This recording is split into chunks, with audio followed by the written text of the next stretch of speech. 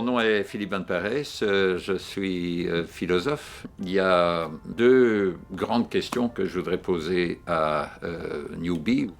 La première, c'est est-ce que j'ai, moi, à titre personnel, des bonnes raisons de devenir client, coopérateur de Newbie? En particulier, est-ce que j'ai des bonnes raisons de changer mes habitudes en ce qui concerne, d'une part, mon compte courant et d'autre part, mon compte d'épargne. Alors, je ne vais pas cacher un secret quelconque ici. Moi, depuis ma naissance, en fait, depuis que mes parents m'ont ouvert un carnet d'épargne, un livret d'épargne, Sparboek, à la Caisse générale d'épargne et de retraite, Algemene Spaar- en Lijfrentekasse.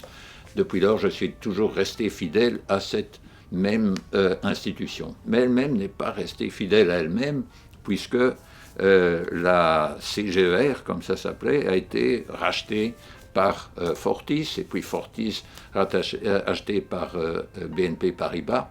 Et je dois dire que je ne reste pas nous ne restons pas, la famille, à BNP Paribas par amour de BNP Paribas ou de grandes banques multinationales, pas du tout.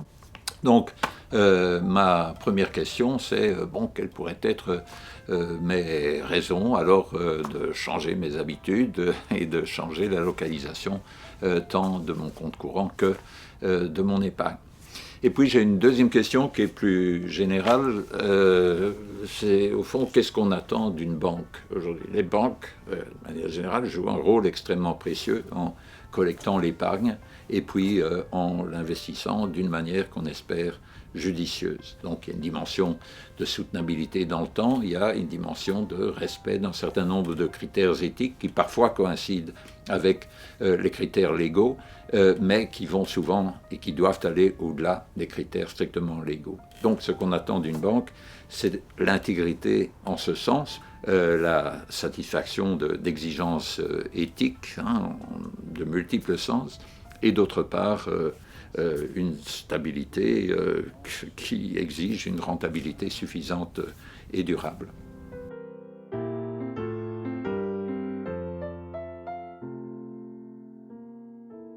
Alors, dans les réponses que j'ai entendues, il y a deux choses qui m'ont frappé. La première d'entre elles, c'est au fond ce que ça signifie de manière un peu plus concrète que d'être une coopérative.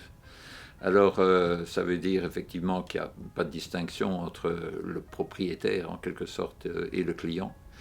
Mais aussi, dans ce cas-ci, ça veut dire, et ça je suis impressionné par les chiffres là, 150 organisations qui, au total, font 6 millions de personnes qui sont indirectement membres de la coopérative à travers ces organisations. Alors, évidemment, parfois, le lien entre les membres d'une de ces organisations et l'organisation elle-même peut être assez ténu, et donc le lien avec la banque encore plus indirect. Mais néanmoins, je trouve qu'il y a moyen de profiter de cette dimension coopérative et donc de l'ambition de solidarité, l'ambition de contribuer à la cohésion sociale pour en faire aussi plus que simplement une banque. Et donc, une suggestion que j'ai faite, c'est justement, si on est coopérateur, on doit se montrer solidaire. Est-ce qu'il n'y aurait pas moyen, vu aussi l'absence d'agences locales, de créer une espèce de réseau en ayant dans chaque commune, voire dans chaque sous-commune, quelqu'un qui est un coopérateur et qui dit, si vous avez l'un de l'autre problème administratif, qu'il y a un truc que vous ne comprenez pas avec le truc, vous pouvez toujours vous adresser à moi. Et en fait, en créant un contact de cette manière-là, ça crée aussi des contacts pour des tas d'autres choses dans la communauté locale. Une fois qu'on a rencontré quelqu'un qui vous a aidé, on lui sourit dans la rue, on ose lui demander quelque chose, on lui permet à lui de venir vous demander quelque chose. Et donc il peut y avoir à travers ça, même si ça passe d'abord par le fric, parce que c'est une banque, quelque chose qui va bien au-delà du fric, à travers les liens personnels que ça peut contribuer à créer si c'est bien géré, tout en étant géré d'une manière qui soit économe en ressources humaines de l'organisation. Donc ça doit pouvoir être fait d'une manière partiellement spontanée, mais encouragée par l'esprit même de la coopérative. Et l'autre chose qui m'a frappé, c'est la dimension de transparence, parce qu'il y a évidemment rien de plus précieux pour créer la confiance que la transparence. Donc essayer de veiller à cette transparence qui passe aussi par la simplicité de la communication, la simplicité du dispositif, parce que la transparence, c'est pas seulement voir, c'est aussi comprendre.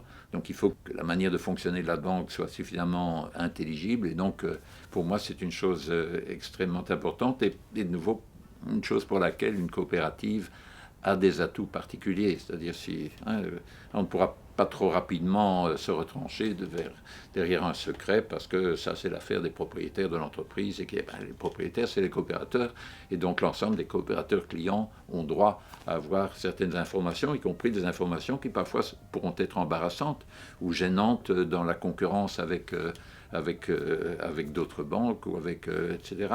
Et donc, pour moi, ces deux choses-là qui m'ont frappé et qui constituent des atouts, aussi une spécificité de cette initiative par rapport à ce qui existe. Donc je continue à voir ce qui est encore à ce stade un projet avec la plus grande sympathie.